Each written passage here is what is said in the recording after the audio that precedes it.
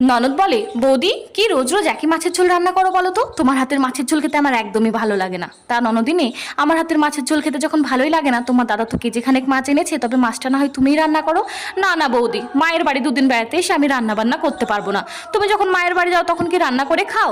রান্না করে খাই না খাই সেটা বড় কথা না, তবে তোমার মতো কারো রান্নার খুঁত ধরি না। কেউ যদি ভালোবেসে এক গ্লাস জল ঢেলে খাওয়ায়, তার সামনে এমন ফিল করি যাতে মনে হয় তার হাতের এক গ্লাস জল খেয়ে আমি অনেক তৃপ্তি পেয়েছি।